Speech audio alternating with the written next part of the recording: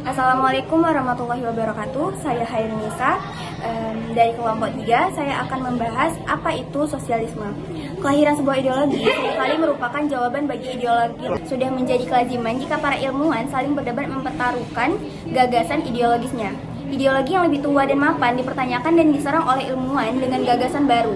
Perdebatan dialektis itu menunjukkan proses tarik ulur panjang antara aliran pemikiran satu dengan pemikiran lain. Pertarungan gagasan terjadi terus-menerus sehingga salah satu dari ideologi yang bersengketa menjadi lebih dominan. Tetapi dalam beberapa kasus, tidak tampak betul di antara dua ideologi itu yang menang dibandingkan lainnya. Kemunculan sosialisme sebagai ide baru dalam panggung ideologi dunia juga tidak dapat dipisahkan dengan dialektikanya dengan ideologi lain yang lebih tua. Bahkan secara historis dapat dilihat bahwa sosialisme mendudukkan diri secara berhadap-hadapan dengan kapitalisme. Perbedaan orientasi ideologis membuat kedua ideologi ini menempuh perseteruan ideologis yang panjang.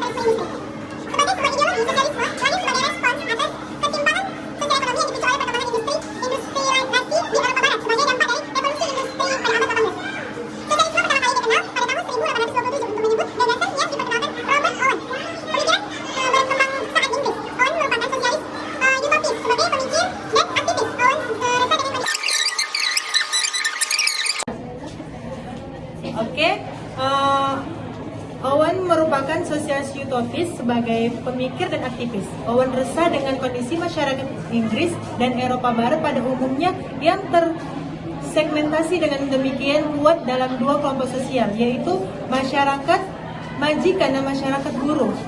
Kapitalisme yang dipicu oleh revolusi industri membuat modal-modal terakumulasi di tangan para pemilik modal yang terus-menerus berusaha memperkaya diri dari kelompoknya dengan memperkerjakan buruh secara adil. Untuk memperbaiki kondisi masyarakat sebagai dampak kapitalisme di Inggris, Owen membentuk komunitas eksperimental yang berbasis kehidupan berbagi bersama dan bekerja sama.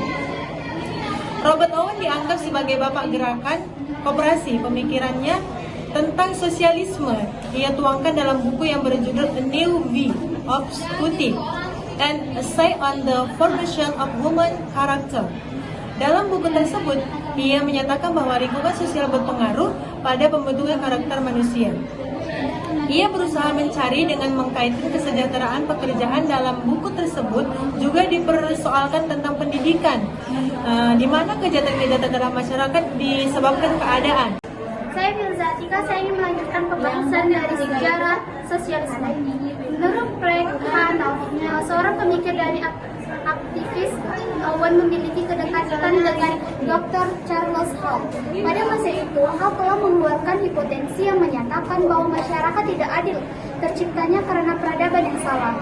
Pada satu sisi, ada masyarakat yang terus menikmati pertambahan kekayaan, namun satu sisinya lagi ada kelas masyarakat yang justru semakin miskin.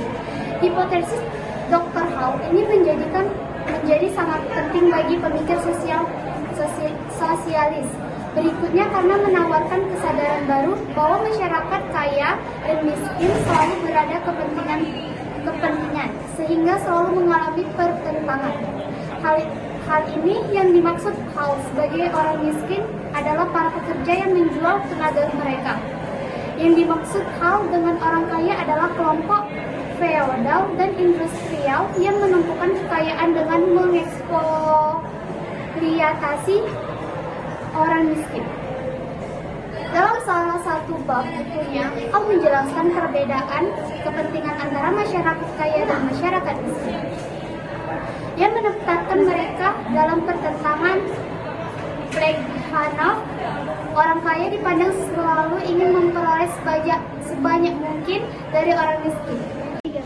Saya Rindy Aini, saya akan menjelaskan beberapa ciri-ciri paham sosialisme. Adapun ciri-ciri utama dari paham sosialisme adalah tidak adanya pembagian kelas sosial. Yang kedua, mengutamakan kepentingan dan kekuasaan negara. Yang ketiga, hak milik pribadi atas produksi tidak diakui. Yang kelima, menjunjung tinggi prinsip kesetaraan dan sederajat. Kemudian kegiatan produksi, distribusi, dan konsumsi diatur oleh negara. Adapun kelebihan dari sistem sosialisme yaitu tidak ada pembatas antara orang kaya dan orang miskin. Kemudian pemerintah merupakan pihak yang bertanggung jawab atas perekonomian. Kemudian pemerintah mudah melakukan pengendalian harga. Sementara kekurangan dari sistem sosialisme yaitu hak perorangan dibatasi, kemudian potensi dan daya kreasi tidak berkembang, dan tidak adanya kebebasan individu. Baik, saya Bitambah Laila. Saya akan membahas tentang negara sosialis. Di dunia saat ini terdapat 3 negara dengan praktik sistem ekonomi sosialis, yaitu Korea Utara, Kuba, dan China. Satu, negara Kuba. Menerapkan sistem ekonomi sosialis di Kuba bisa terlihat dari perencanaan ekonomi negaranya, di mana sebanyak 88% tenaga kerja bekerja di perusahaan milik pemerintah. Sebagai negara yang menerapkan sistem ekonomi sosialis, Kuba pun tidak memiliki bursa saham. Hal ini merupakan indikator penting dari sebuah negara bebas modal. Kemudian, yang kedua, negara China. Kebijakan luar negeri China hingga saat ini masih pro terhadap sosialis.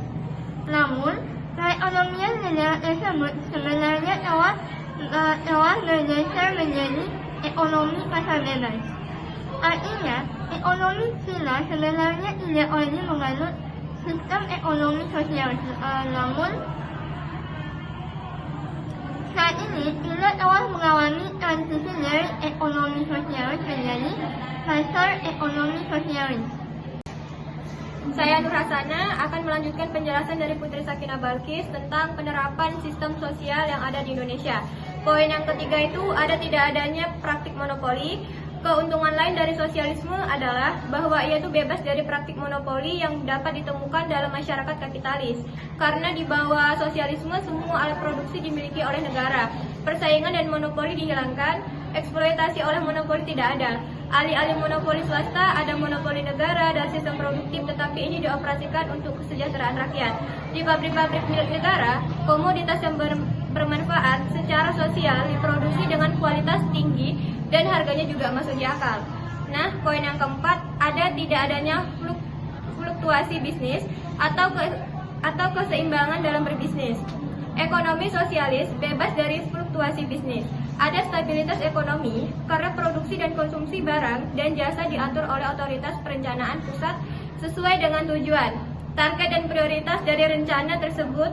Jadi, tidak ada kelebihan atau pengangguran seperti kelebihan dan kekurangan ekonomi kapitalis. Saya Fatimah Zahra akan menjelaskan hubungan ideologi dengan Pancasila. Hubungan Pancasila dengan cita-cita sosialisme itu dengan tegas tertera dalam Undang-Undang Dasar 1945 yang terdiri dari 37 pasal.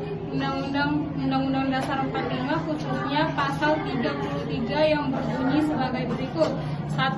Perekonomian disusun sebagai usaha bersama berdasarkan azas kekeluargaan.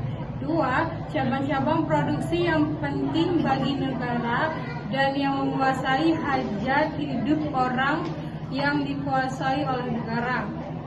3. Bumi dan air dan kekayaan alam yang terkandung di dalamnya yang dikuasai oleh negara dan dipergunakan oleh sebesar-besarnya kemakmuran rakyat.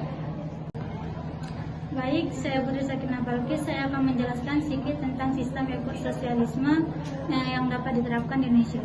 Jadi sistem itu yang diterapkan di Indonesia itu ada 4. Yang pertama itu efisiensi ekonomi yang lebih besar. Jadi efisiensi ekonomi itu di bawahnya sosialisme lebih besar daripada di bawah kapitalisme.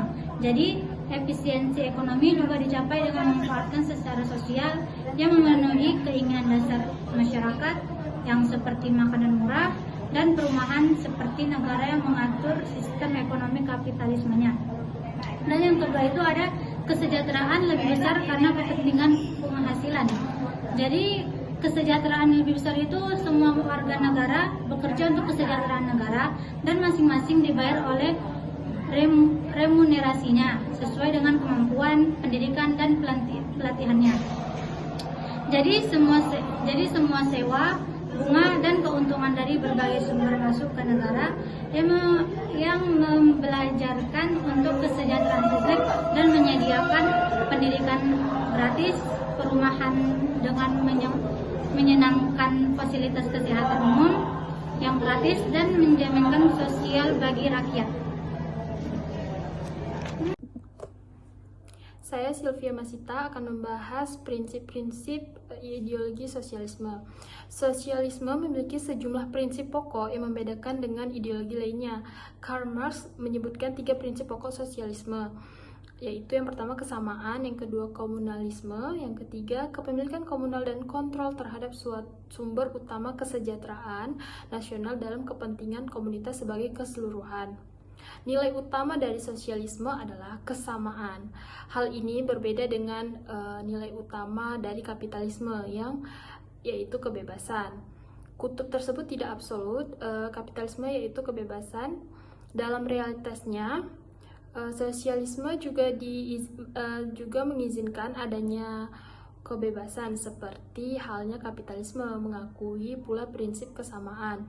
Dalam kebijakan sosial, prinsip kesamaan ekonomi relatif bermakna bahwa setiap individu dalam masyarakat seharusnya memiliki level minimal dari kesejahteraan dan harus ada jaminan bahwa orang muda atau orang tua, laki-laki maupun wanita tidak mati karena malnutrisi, kelaparan, dan kedinginan, dan juga karena penyakit. Prinsip kedua dari sosialisme adalah komunalisme. Hal ini membawa implikasi bahwa sosialisme menekankan pada kesejahteraan komunitas sebagai keseluruhan dan kerjasama anggota-anggota individual dalam pencapaian tujuan komunal.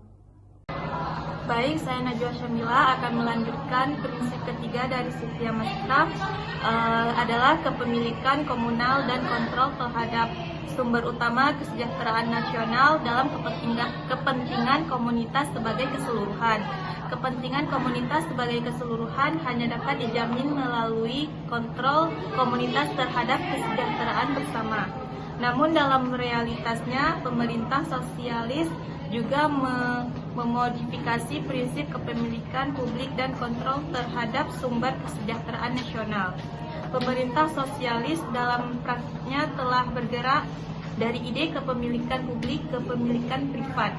Hal ini sebagaimana diperlihatkan kebijakan pemerintah Cina dan Vietnam.